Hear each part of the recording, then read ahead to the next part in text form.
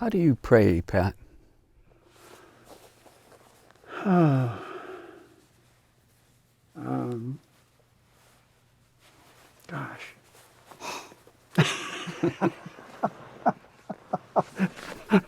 I didn't mean to stump you. Anyway,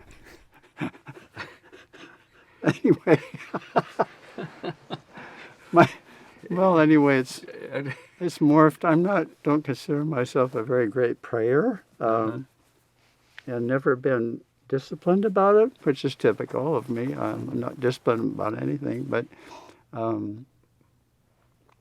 lately it's getting simpler. It's just, and I guess all along, even before I entered the Jesuits, I used to just sit and nobody else, none of my buddies did that, but I'd sit in there before ball games and stuff and just look at the tabernacle, and I could feel him. Jesus, So I guess I've always had that, sometimes more aware than others. And then sometimes he really lets me know he's there. But I think now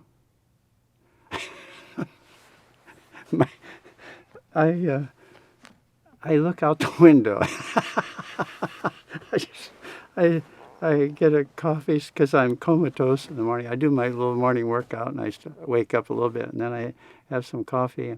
And then I have a little balcony, and I have trees and flowers and all this stuff out there. And then I have outside, luckily, I have trees and things that remind me. I sort of forget I'm in the city. And I can see Sky Mountain. And I just look. And somehow I'm not attracted to pick up a scripture. One of my mentors, Pat O'Leary, said, who's one of the finest men ever, as you know. Yes. And he could go with me, which I don't think everybody could. But he said, so you don't you don't read the scriptures, or you don't, because that's pretty normal, or read the Psalms or something. And I said, no, I just look out the window. And then he laughed, and he said, oh, yeah, okay. And then I said, sometimes the great thing is sometimes I understand something, or something comes to me. And then the big gift is sometimes words come to me.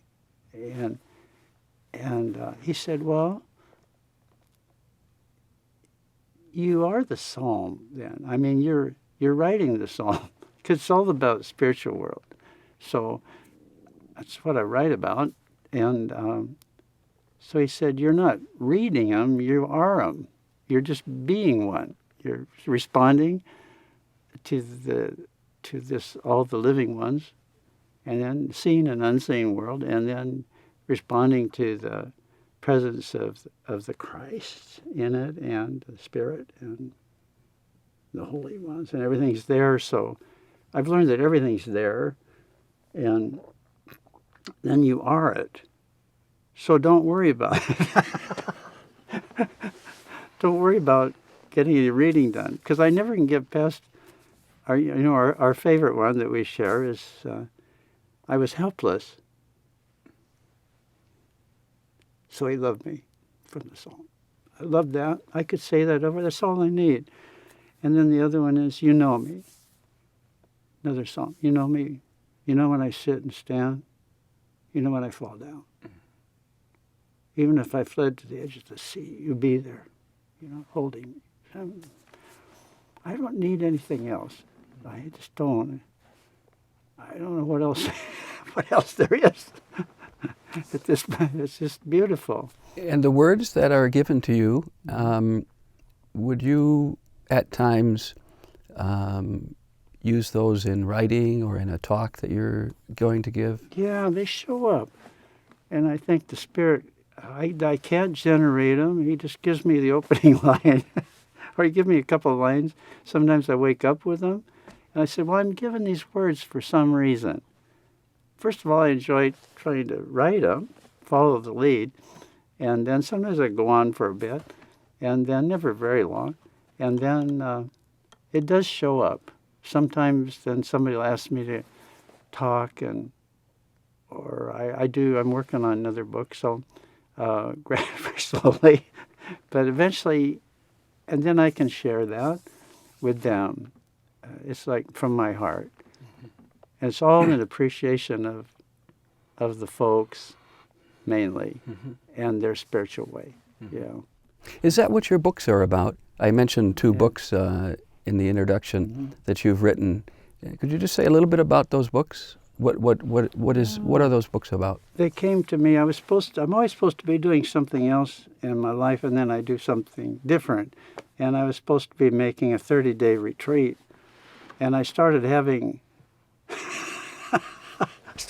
this book, and it just started coming, and I thought, oh God, well, I'm supposed to be doing something else here, some kind of a meditation or something, but these words are just flowing, and so I started writing them, and then I went to Joe Conwell's, my spiritual father, and I said, I sort of feel guilty, but I'm getting all this, it's all coming to me, and it was all about the spirituality of the plateau, where I was staying there because I was Colville Res my early days, and the sayings and teachings, and then how it fits together with our way of looking at things through the sacraments, and our way of praying, and how does it all go together? Well, it's all coming, and it's just given to me.